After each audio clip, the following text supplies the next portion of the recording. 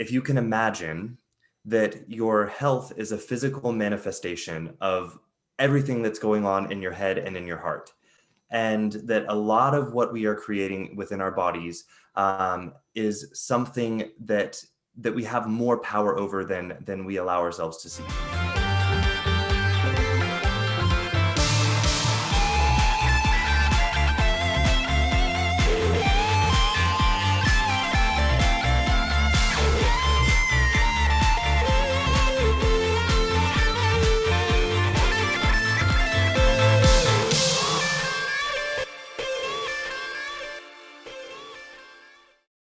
Welcome to the Swiss Made Success channel. Make sure to subscribe and turn on the notifications to get life-changing inspiration. And now, brace yourself for an amazing interview. All right, ladies and gentlemen, welcome to another episode of Swiss Made Success, Stairway to Excellence. Today, I got Seth Lusk. He's a self-image and health coach and a personal trainer. He has a background in psychology. He helps people live in a life filled with health, fulfillment, love, and authenticity. He has the Facebook group Health Connection Corner and the podcast Connect to Your Health to Life Coaching. Seth, welcome to the Swiss Made Success. Thank you so much for having me. I'm excited to be here. My pleasure. I've been in your Facebook group and I found it really interesting and really important, the work that you are doing. So I thought that you could be a guest on my podcast. Awesome. I'm really glad that you found my work and that it resonated with you. It was inspirational, and to have this opportunity to use your podcast as a way to also get my work out there to even more people. So this is also very exciting for me. Thank you. And I've been listening also to your podcast, and I think that's amazing material to help people out there with their health, self-image, and finding their authenticity, as you say. So great. I would start straight away. You do a self-image and health coach. Can you maybe tell us a little more about this coaching that you do? Yes. So as you said, I have a background in psychology, also in nutrition and exercise physiology. So when I graduated from college, I was just a personal trainer and nutrition specialist. And I worked as a personal trainer and nutrition specialist for, I'd say, 7 years before I actually started implementing my background in psychology into what I do. And so that's where the self-image coaching comes in.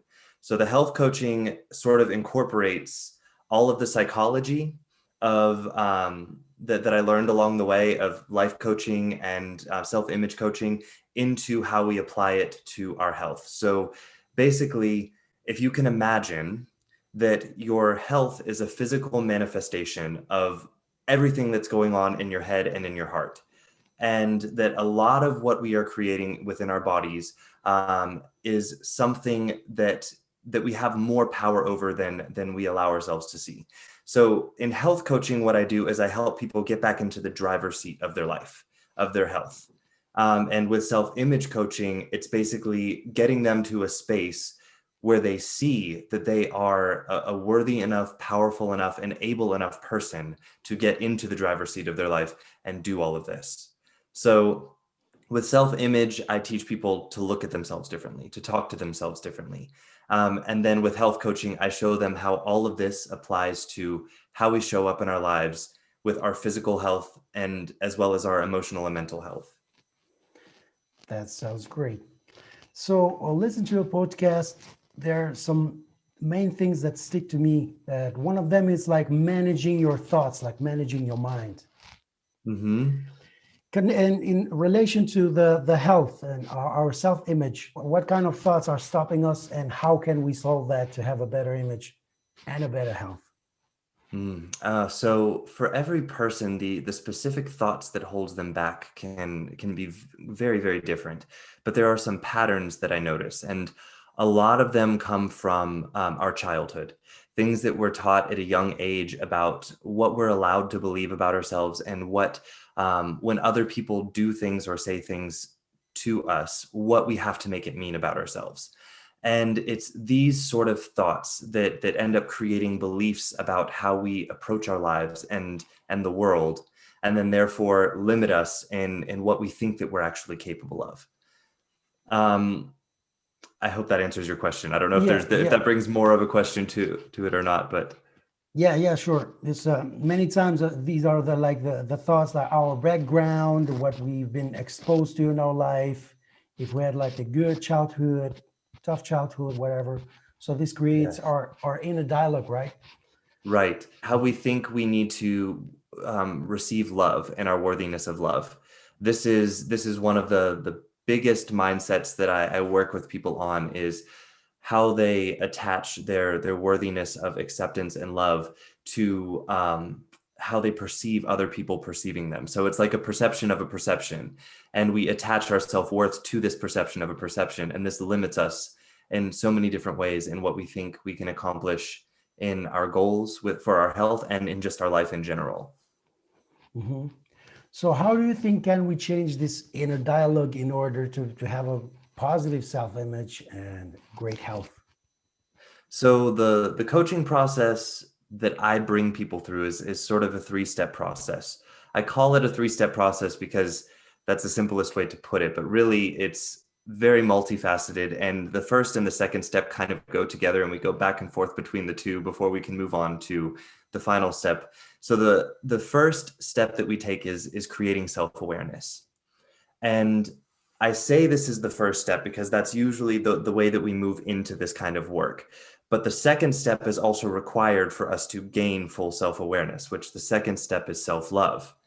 And the reason why self-love is so important to create self-awareness is because if we approach our self-awareness from our current thoughts and beliefs of judgment and self-doubt, then there's always going to be this part of us that doesn't trust us to see all of us, that thinks we're there to actually create more harm and more judgment. And so it will sort of resist us seeing all of ourselves. And so this is why creating that self-love and that understanding and compassion for ourselves is so important to then go back and create an even deeper self-awareness. And then from that space of self-awareness and self-love, then we can start creating authentic self-action. And I use the word authentic because what I see a lot of people doing when they want to take action on goals is that they take action according to what they think is expected of them, or what they perceive other people's expectations are of them and what would be quote unquote good for them to do and want to achieve. And so really, once we create this level of self-awareness and self-love, we can start taking action from that space of knowing who exactly we are and what our purpose is here and what we want to create from that space, regardless of what anyone else might possibly think about it. I Hmm. use the analogy of it's kind of like if you're a blueberry and you show up in your life as a blueberry, and some people don't like blueberries. I don't understand why people don't like blueberries because I love blueberries, but there are some people out there that don't like blueberries. So if all of the blueberries in the world decided to start trying to become avocados because some people don't like blueberries and they like avocados instead, well, then all the people that like blueberries would be really disappointed because there's no more blueberries because they all decided to become avocados. So what I always tell people is this: when we realize who we genuinely are and how we're going to show up in the world, be an effing blueberry and let the people who love blueberries love you, and the people who don't love blueberries, that's okay. That's okay. They're not supposed to love you. They're not blueberry lovers, but let the blueberry lovers love you.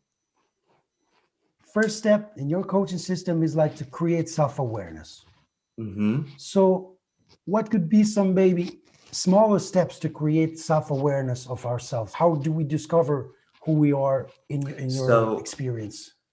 So journaling is a great activity to do. However, a lot of people are very resistant to journaling. So there's also, you can do voice journaling. I tell people that don't like to write, you can always create a voice journal on your phone if you have a voice recorder. This is a great activity, but I'd say that the first step to take is actually just starting to become aware of where our behavior comes from. So I use sort of what I call the thought model. And this isn't original to me. There are other coaches out there that use this as well. And so don't want everyone to think like I created the thought model. I did not create the thought model, but I use this. So the thought model is basically this. It's where all of our behaviors come from. If you can see that we have circumstances in life, so things that happen, all of those things are 1000% neutral. until we have a thought about them. And that thought is what then creates the emotions that we are going to experience about that circumstance. And so a lot of us jump from circumstance emotion, and we think the circumstance made me feel this because the circumstance is this. And we miss out on the opportunity to recognize, wait, you just gave all your power to the circumstance here. So in creating self-awareness, we take our power back because we start to recognize, oh, wait, so this circumstance happened. And in that split second, right after that circumstance happened, I had this thought. And that's why I feel this way. And because I feel this way, and because I've never been taught how to do anything other than react to my emotions, I have then reacted in this way and showed up with this action in my life. And then because I took this action, I created these results. Mm-hmm. So the first step in self-awareness is becoming aware of this model and taking our power back and recognizing there are no good or bad circumstances. There just are circumstances. And that's not to say that we're not allowed to think of them as good or bad. But we have to take our power back in recognizing the circumstance was not good or bad. Our thought about it made us feel like it was good or bad. Mm-hmm. And the reason why this distinction is important is because it helps to generate that self-awareness of, I have power in this circumstance. I get to create the emotion that I feel when this circumstance happens. Mm-hmm. And then therefore I can, with intention, start choosing the actions that I will take, and then therefore the results that I create in my life. So really learning this model is the first step that I teach people in creating self-awareness. And then from there, what I have them do is an exercise called thought downloads. So basically just when you notice yourself feeling an emotion and you can name the emotion, get a piece of paper and take about 5 minutes and just write everything from your head down on that piece of paper. Dump it all out onto a piece of paper and look at it. Because within that writing right there, you're going to become very clear on, why is it that I'm experiencing this emotion? It's not because of the thing that happened. It's because look at all these thoughts I'm having right here. Of course I feel this emotion right now. And so this is usually the first kind of baby step that I get people to step into creating awareness of themselves, is understanding the thought model. So where our behavior comes from, and then starting to do thought downloads so they can start recognizing how much power their thoughts have in creating their emotions, and then recognize, wait, if my thoughts have this much power in creating my emotions, I make my thoughts. I get to decide those. And then recognizing, again, I think I've talked to you about this one time before in a conversation, our mind is a tool that we get to use. And unfortunately, we're not taught to use it as a tool. We're taught to be used by our mind. Yes. So it's, and so the whole process of self-awareness is about taking that power back. And like I said, first step, becoming aware of the thought model. Second step, start doing some thought downloads and really starting to notice the power that you have in your thinking, in creating your reality. Mm-hmm. So as people, like, we should start taking responsibility and get the cause, right? Instead of being at the effect of external things all the time. Right, exactly. Self-awareness is all about taking that power back. I think a lot of people are afraid of self-awareness because we come from a model of guilt and shame. And so people don't want to become aware of themselves because they're like, wait, if I become aware of myself, I'm going to have to judge myself. I'm going to have to make myself wrong. And this is what I'm trying to show people, is that through self-awareness, we don't have to judge ourselves as wrong. And in fact, something doesn't have to be wrong for us to want to change it. And this is what self-awareness is all about, is understanding this, uncovering all of that, and really owning and taking that power back. Mm-hmm.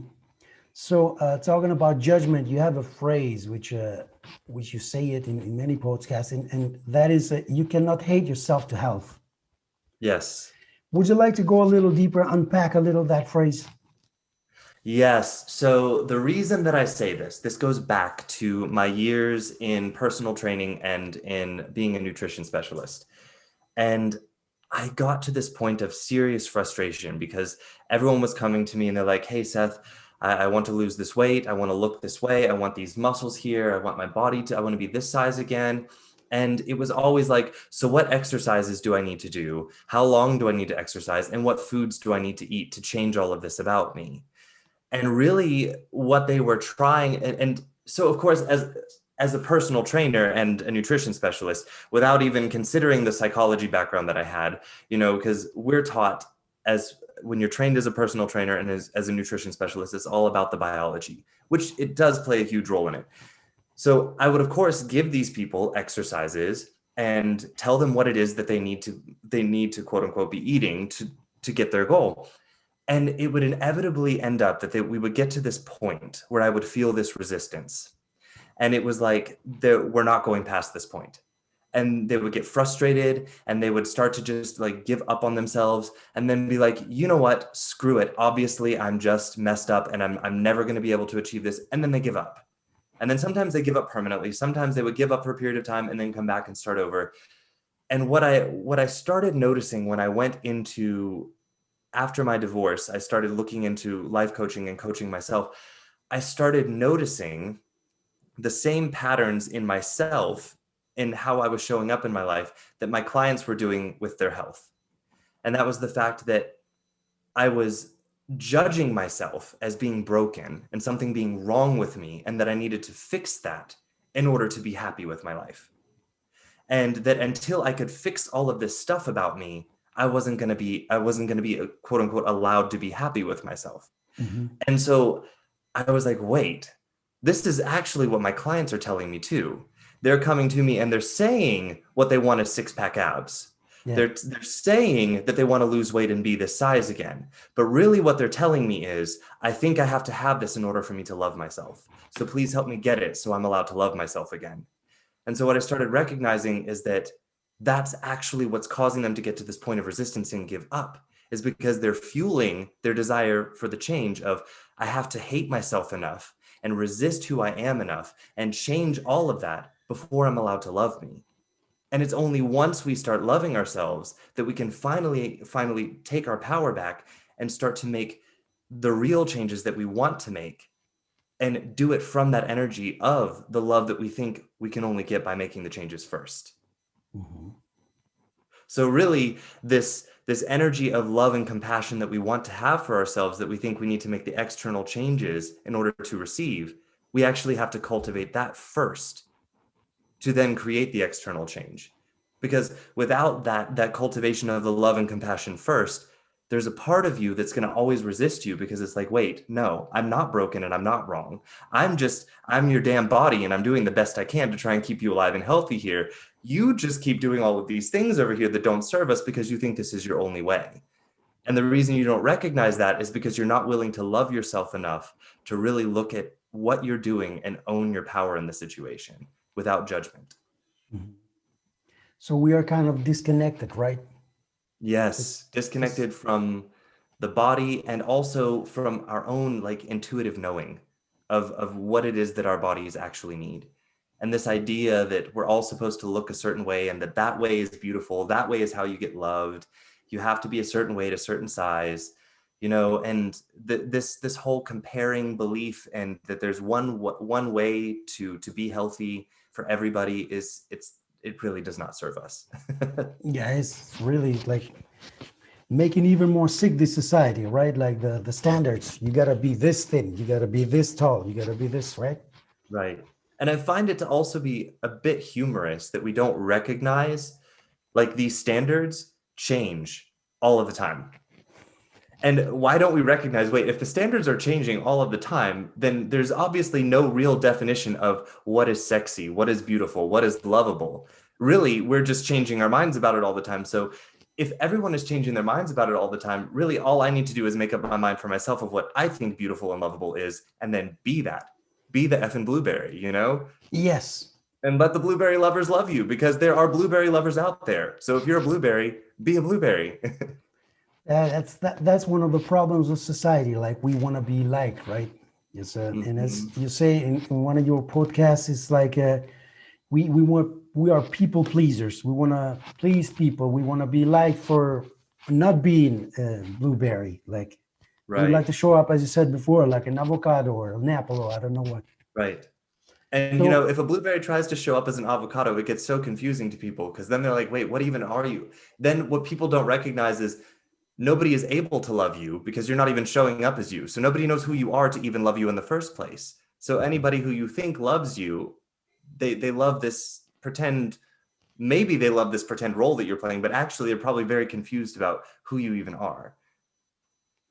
Yeah, like a blueberry with an avocado shell or something like Right, that. exactly. It's You a, know, you bite you into look an like this. avocado and it tastes like a blueberry. That's going to be very strange. You you look like this, but you taste different, right? Right. Yeah. Great. So if you want to describe a little the people pleasing problem, let's say, because that's like I think it's an epidemic like in this world. We always want to be like we. It's like we want to sell a product to somebody that wants something else, right? Hmm. So can you Yeah, go a little deeper on that?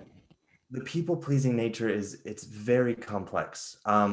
So it all comes from this idea that there's an absolute right and an absolute wrong, and that our goal is to always be right and never be wrong, you know, like, and so we show up in life and we try and create an idea of what is right and what is wrong, and we try and be that.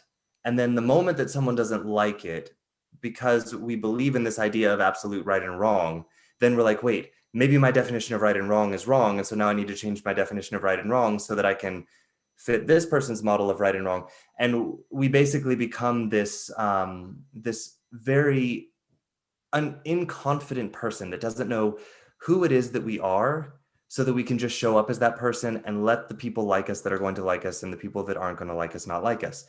And so people pleasing is this desire to manipulate our behaviors in order to try and manipulate another person's opinion of us, so that we can then get them to, well, what we think is look at us in a way that is loved and accepted, so that then we think we're allowed to love and accept ourselves. And we get into this whole entire mess of thinking, okay, so I'm finally allowed to accept myself and love myself when I receive love and acceptance from other people. And so we constantly go about reinventing ourselves and the image that we portray, the way that we behave in public and around certain people, to try and provide ourselves with evidence through these other people that we're liked and loved and accepted. And that's where the people-pleasing nature comes from, Mhm. is this desire for wanting to feel accepted and loved.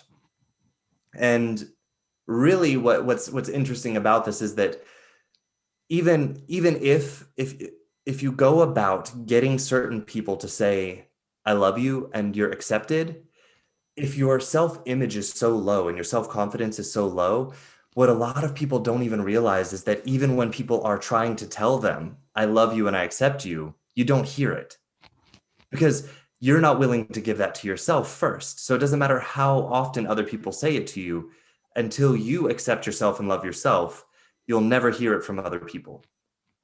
You'll never fully hear it and believe it from other people.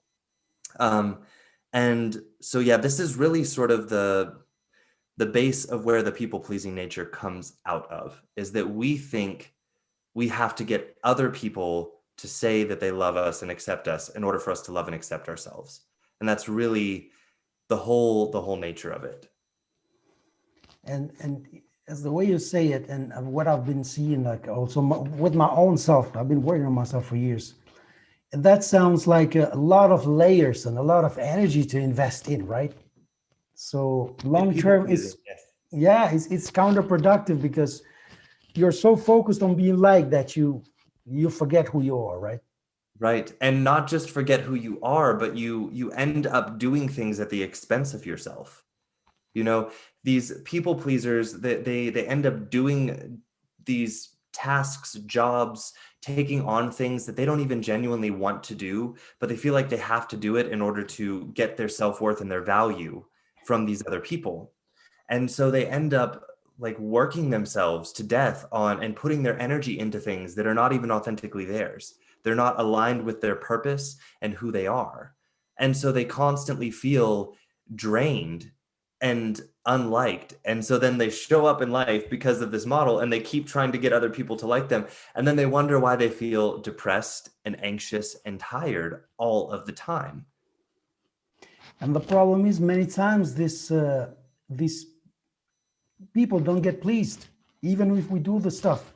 So Right, exactly. we don't even get the reward, right? Right, exactly. That Yes.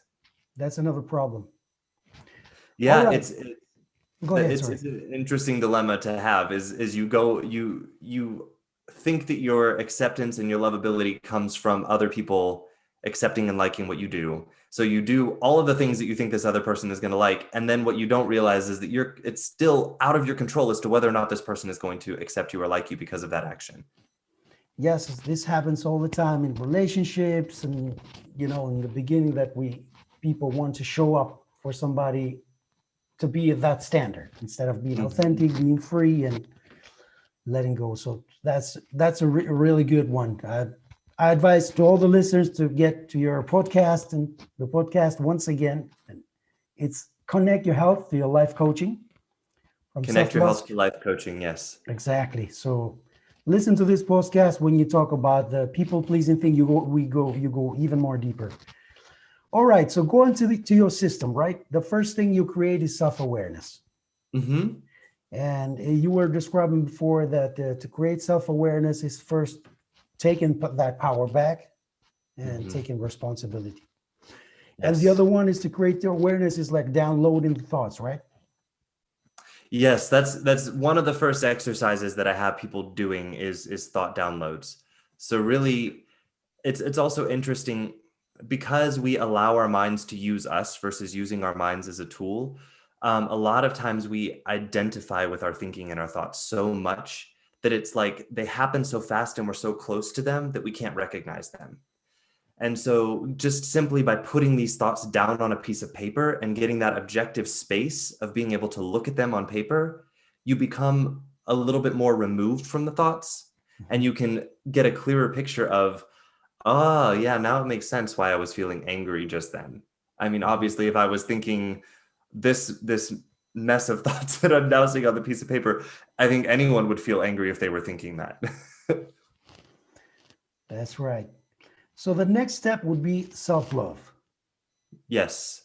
So what could be some other baby steps to arrive towards self-love? Of course, maybe you can describe it better. For me, maybe self-love. I mean, of course, it's also an event, but it's also a process, right? Yes. So there's a infinite self-love that we can create, but Mhm. we can we can get every day closer, right? So what are some Yes. baby steps that we can do to reach self-love? So one thing that I encourage a lot of my clients to do is to take on what I guess you could call it a spiritual practice, but some people might be resistant to the idea of it being a spiritual practice. So something like meditation or mindfulness. So spending time recognizing who you are, what lights you up in life, and how just being that is enough for you to receive all of the love and worth that you think that you need to get from acting in a certain way, and that you can then give it to yourself. So this is one practice that I give people, is obviously taking on the practice of mindfulness meditation. Um, Also, I do a lot of work surrounding going back to our childhood, to where we created the beliefs that we have about ourselves and what we have to do in order to be lovable and accepted.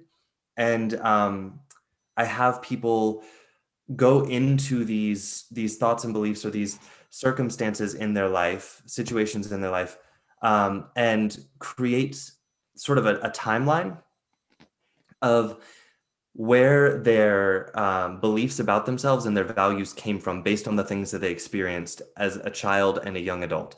So if you can imagine, like, most of our values are solidified by the time we're 25 years old. And we start creating them, I'd say as early as the age of like 5, 6 years old.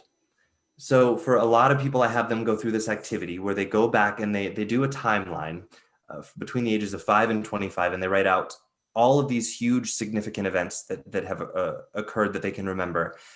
And I have them write out the events and write out details of everything that happened, who was there, what were they feeling at the time, and then afterwards, after the event happened, what did they take from it? What did they make the event mean about them? What did they learn from it? What did they decide from that event? I want more of this, or I want less of this in life.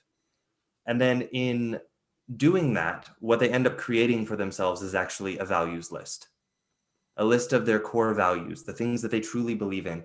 And this sort of becomes part of recognizing who you are and what your purpose and intention is here in this life.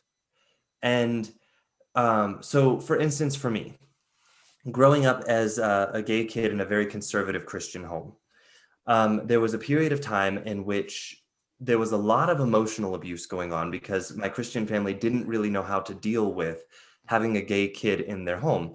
And I felt very alienated, like completely alone.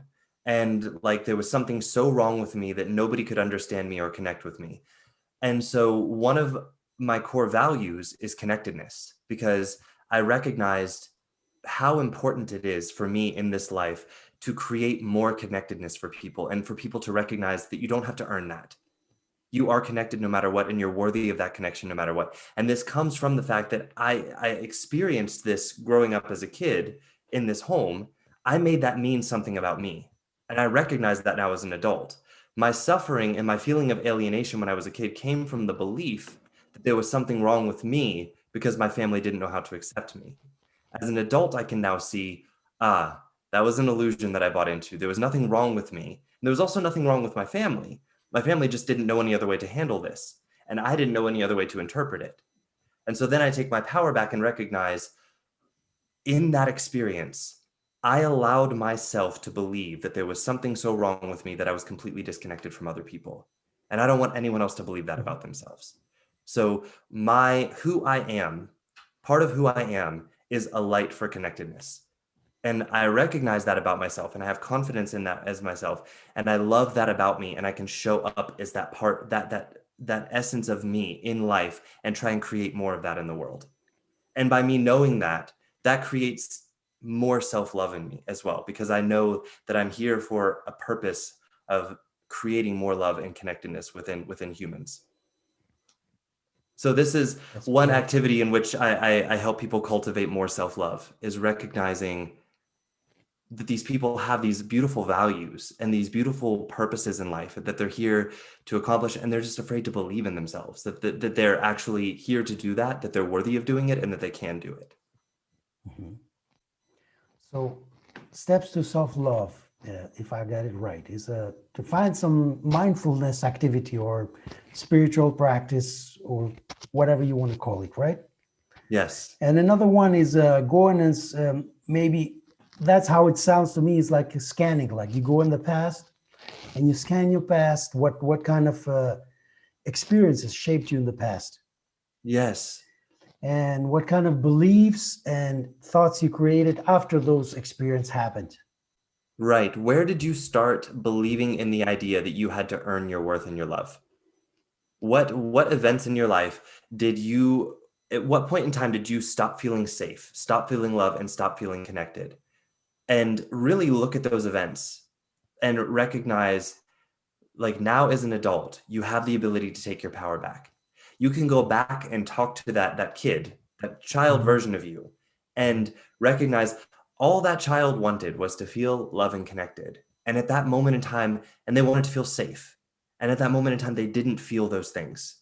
And because they didn't feel those things, they started making all of these beliefs about themselves in the world. And that's now you and how you're showing up in the world. So can we go back and look at that child now, knowing what you know, and knowing that you are actually worthy of love, and start giving that to yourself and that child, and sort of, I call it reparenting yourself. So all of the things that you feel like you didn't get as a kid that you needed, you get to give it to yourself now. Because to be honest, when we were kids, that's really the only place we could get it from in the beginning, was from ourselves. But as a kid, obviously we don't know that. We think we have to get it from our parents, from our family, because these are the people that brought us into the world. These are the people that we're supposed to look to for love and security, right? That's all a kid knows. So now we have this opportunity as an adult to go back and heal that space and to look at all of those beliefs that came out of what we made those events mean when we were a kid. And how is that still showing up in my life right now? How is that showing up as defense mechanisms? How is that showing up as self-doubt? How is that showing up as me not feeling enough? like I have to prove something to be enough. And that's how we move into self-love, is understanding where that wounding came from, and that the only person that was ever capable of healing that wounding was ourselves all along. And we start giving ourselves that. That's amazing. I call this practice self-parenting, which is similar to how you call it, right? Reparenting yourself, you call it. Right. And that was huge also in my own path. So going back right now, I get also a little emotional thinking about. I did also some work. That's why I kind of resonated when you talk about this in your podcasts, and I think it was one of the most important things for healing. Yes. So exactly as you coach, as you help your clients, I would advise everybody to do this step. Go and check in with the inner child. Yes. It's some of the most powerful work that I've ever done with myself. And not just even for myself. It's what healed the relationship that I have with my family, my mom, and even though my dad is dead, healing the relationship with my dad. I now have this beautiful relationship with my family and my mom and even my dead dad that as a teenager and young adult, I never thought it was possible. I always was so resistant and felt so much anger and hate towards my family. And really being able to go back and take my power back in those situations and recognize what actually happened and how I had gotten confused and bought this illusion of brokenness about myself that turned into the story that was hurting me now as an adult, and Mm-hmm. that I had the power to let that go. Mm-hmm. And not just about myself.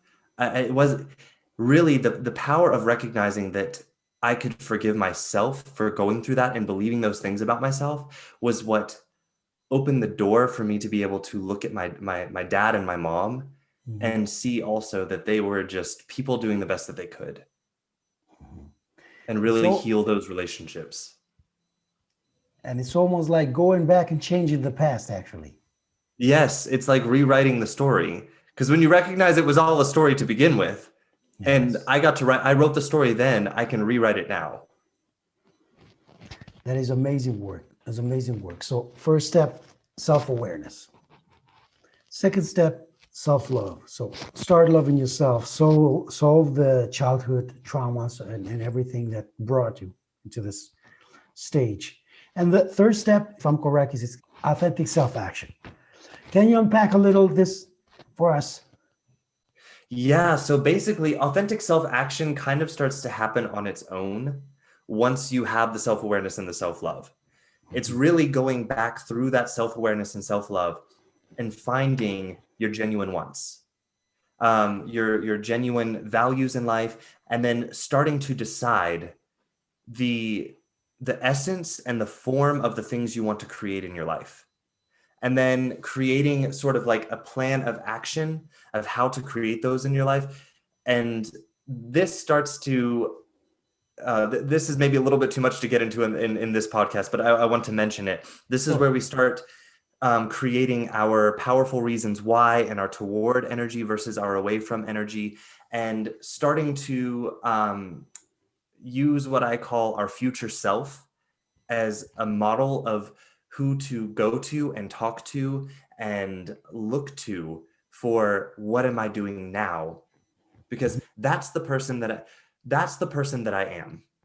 I just Mm-hmm. haven't showed it to myself yet. So how do I show myself that I am that person? And we start creating these action steps to, instead of become this person that we see in the future, to uncover that person. And this is authentic self-action, is when we truly get in there and we know what our genuine wants are, and they really resonate with us. And we create for ourselves this powerful image of the essence and form of what we're wanting to create and why we're doing it. And then it's just a matter of creating the action steps and taking them and having our back on those action steps no matter what the outcome is. That's another part of the authentic self-action that is so important that I think people lack, is that they'll take a step of action, and then because it doesn't yield the result that they anticipated, they're like, oh, see, I don't know what I'm doing, I did that wrong, and then they stop. And I'm like, no. Lean into that discomfort there. Lean into that. There's something there. So you didn't get the result you wanted. So let's look at what you did get. And why did you get that? All right, so if we want something new, if we want something different than that result, what's a different step you can take now to try and create what it is that you want? It's all a matter of just breaking through these illusion after illusion after illusion. And as we take these actions, it's not like once we get through self-awareness and self-love and we start taking authentic self-action, that the self-awareness and the self-love are just done. We're continually growing those along the way. As we take action steps, we become more self-aware. We strengthen our bond to ourselves, and our self-love becomes even deeper as every time we become aware of a lesson that we want to learn, every time we take an action and we don't get the result that we want, but we show up again anyways, we cultivate that self-love. And we say, yeah, that wasn't what I anticipated, so let me try this now. And I'm not embarrassed about it.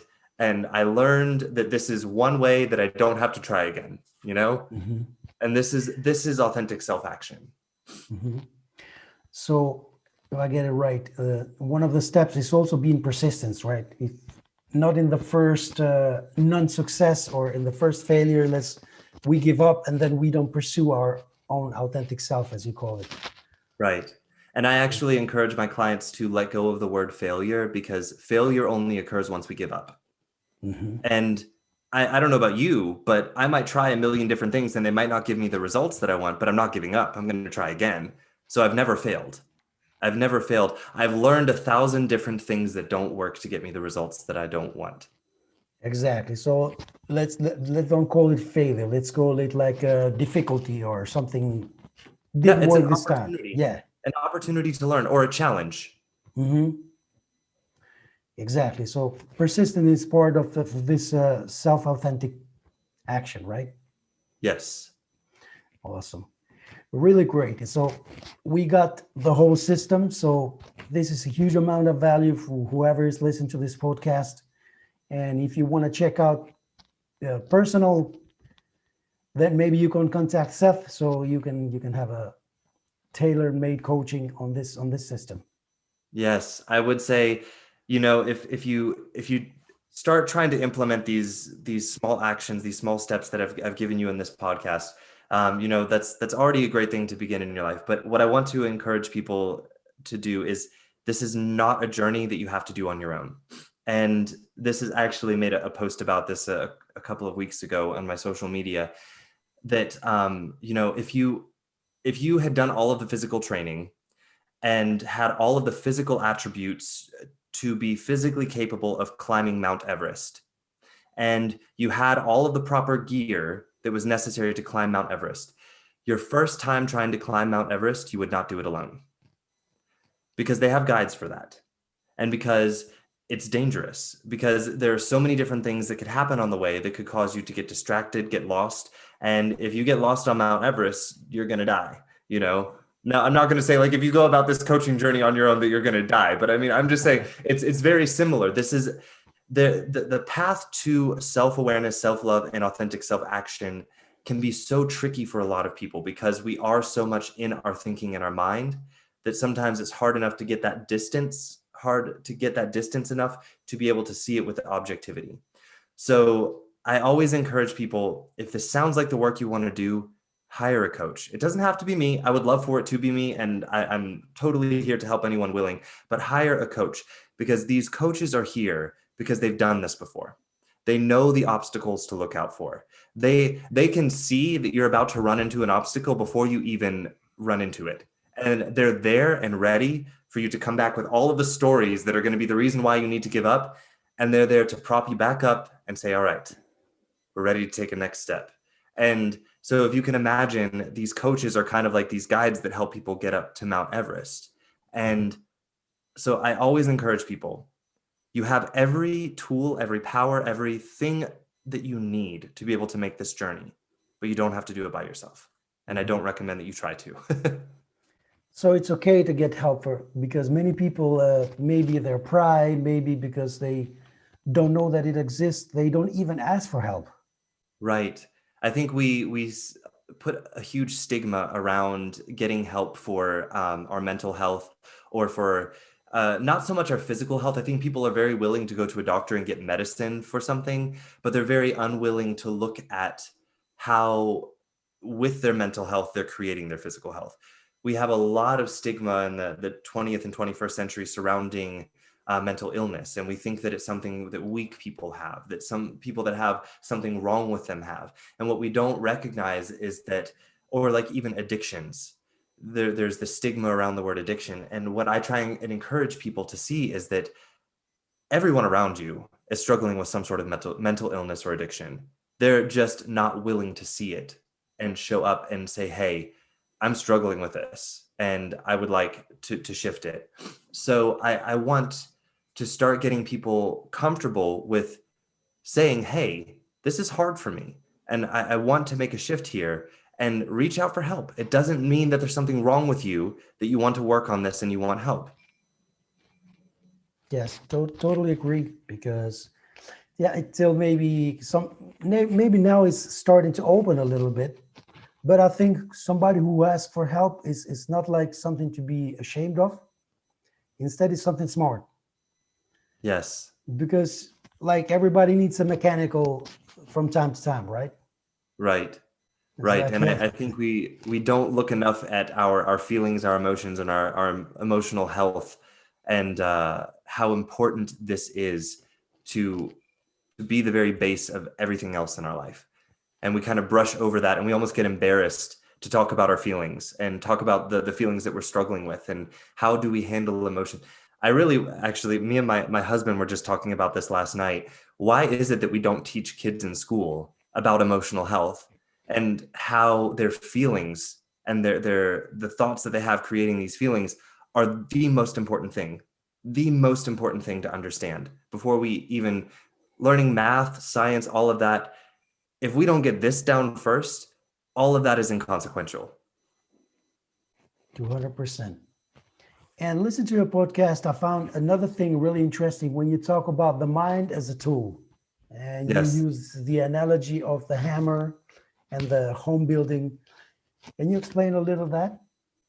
Yeah. So this goes back to what I was saying a little bit earlier, that most of us don't recognize that our mind is a tool that we get to use. You know, I hear a lot of people that are being like, for instance, when we talk about urges, and people are like, they think when they have an urge that they're going to die if they don't give into the urge. And so what I try and show people is that's really, it's just your mind being a mind. And they're like, yeah, but it's so strong, that damn strong mind. And I'm like, no, no, no, don't. Your mind is powerful, but that's an effing beautiful thing. Because think about this. If your mind is that powerful, once you recognize the fact that that's a tool that you get to use to create from, buddy, you are unstoppable. I mean, that is, and so this is what I see a lot of people doing with their lives, is that they are at the effect of their mind versus recognizing, okay, yeah, I've got all these thoughts going on over here. I've got this brain over here that has this biological design to want to keep me safe and comfortable and to seek pleasure at all costs. And because of that, sometimes I buy into these illusions and I overeat, I overdrink, I oversex, I overwatch TV. I do all of these things that don't serve me for my higher purpose and what it is that I want to accomplish. And so instead of us slipping into victim mode of, oh God, if only my mind would just stop doing this. Well, no, no, no, no, no, no. Your mind can keep doing that. Your mind can keep doing that. And once you recognize that that's just your mind being a mind and that you get to use your mind as a tool, you can kind of take your mind and I say, set it over in the corner and just look at it. Watch it being a mind. Watch it going crazy over there with all of its thinking and urges, and recognize I'm the powerful being that can sit here and observe that mind, and I can pick it up and use that power to create what I want from it when I'm ready, when I learn how to use it. And those same powerful thoughts that I've been giving into that aren't serving me, guess what? I taught my brain those thoughts. And then my brain turned around and made them powerful motivators for me. So if I Mhm. taught my brain those thoughts, I can teach it new thoughts that are going to be just as powerful and motivating to launch me into the life that I'm creating for myself now intentionally. And so this Mhm. is like that example that I gave in the podcast episode you're talking about, the hammer and the unmanaged mind, is that most of us are sitting there like, if you can imagine that your mind is a hammer and we're looking at this hammer and a blueprint of a house that we want to build, and we're screaming at the hammer because the house isn't built. And I'm like, well, a hammer is a very powerful and necessary tool to build that house. But guess what? You have to pick up the damn hammer and use it to build the house. It's not going to do it on its own. So pick up your damn mind and use it. Don't let it use you. And what are some of the techniques that you use or you do with your clients to help them get control of their minds? What can we do? Creating mindfulness. So creating this space that I just talked about, where you become the observer of your mind. And in doing so, we create this space between the thinking and the mind and who we actually are. And that's a powerful space to be in, because once you're there, that's when you truly recognize my mind is the hammer sitting on the table, and I can pick it up and build what I want with it. And so techniques of when we have an urge, for instance, just allowing that urge to be there. And just the very act of saying, I'm allowing it to be here, puts all of the power back in your hands. I am the powerful being that my mind is creating an urge, and I'm going to let it. And I'm going to let that urge be there. And guess what I'm going to do? I'm going to choose a response that has nothing to do with that urge. It can just be there. It's not going to kill me. Mm-hmm. I know that my mind wants to try and convince me that if I don't give in to this urge, that I'm going to die. But I recognize that's just my mind being a mind. It's doing what it was biologically designed to do. There's nothing wrong with it, and there's nothing wrong with me, that when I believe that urge, that it has a powerful pull on me. And so instead, I can just be like, yes, that urge is there. Yes, that urge is powerful. And I'm going to allow it to be there and be powerful. And then I'm going to look over here, and I'm going to act from these things over here that I want in my life and create from that space. And that's usually the first kind of step that I try and help people create for themselves, is this recognition of just allowing thoughts and urges to be there. That we used to think meant that something was wrong, that we're about to give into something that we don't want to give into. Mm-hmm. As you, I'm listening to you as you talk about these many topics, and I can see, and it sounds like you talk really passionately about this. Yes. What makes it so passionate? If you talk to any of my friends who have known me for, I'd say, longer than 5 years, 10 years, you would know that 10 years ago, I was a deeply hurting person. I was very unempowered. I hated my life.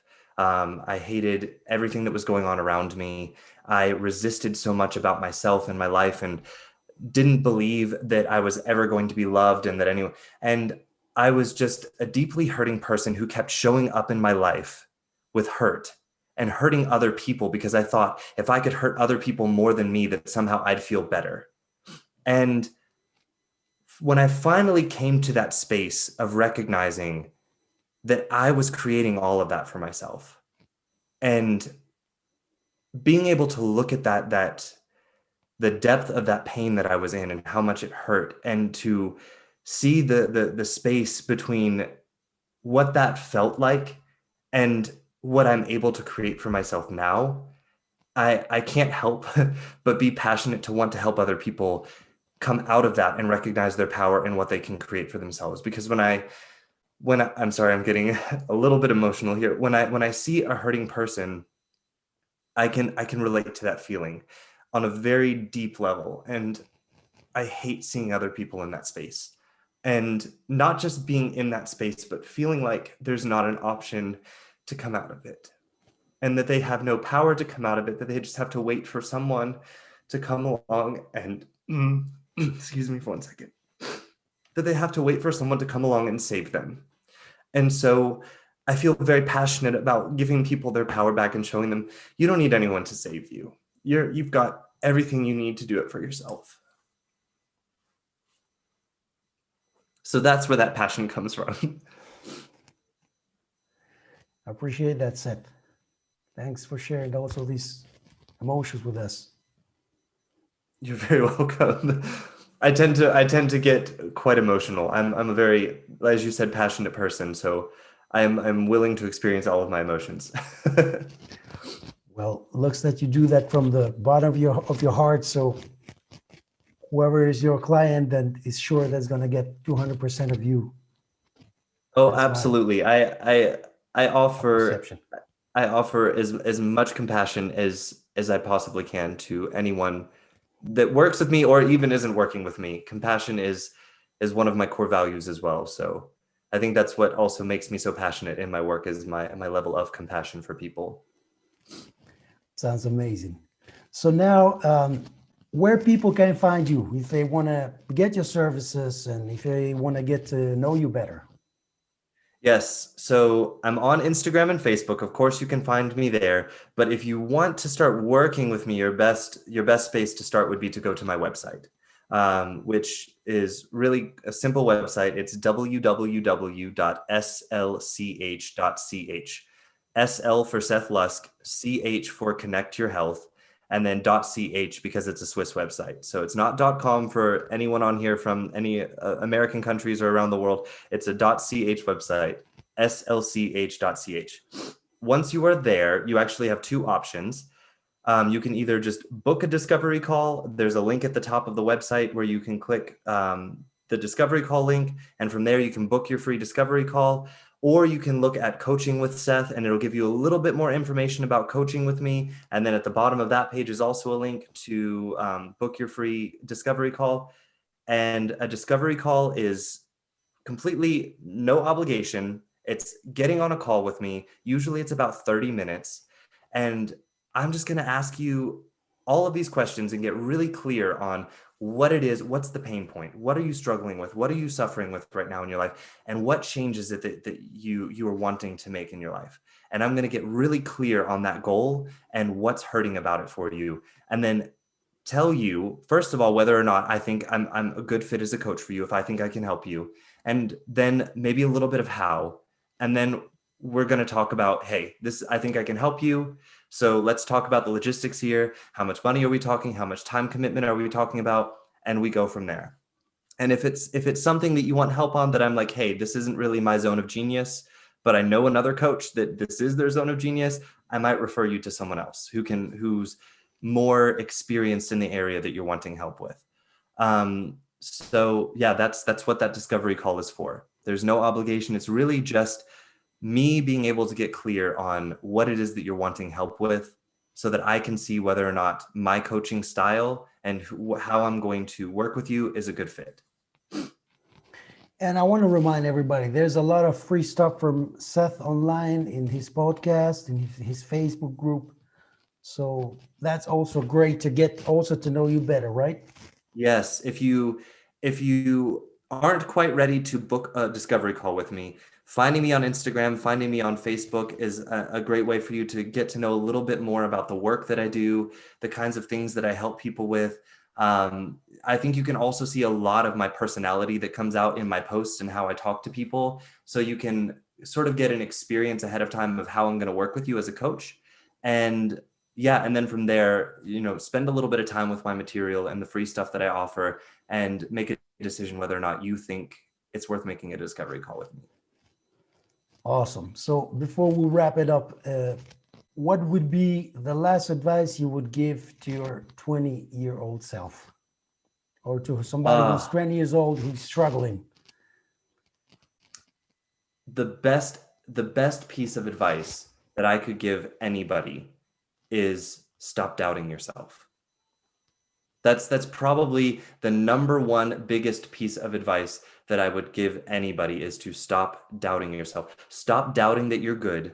Stop doubting that you're whole. Stop doubting that you're lovable, and stop doubting that you are not a powerful badass force in your life that can create anything that you want to do.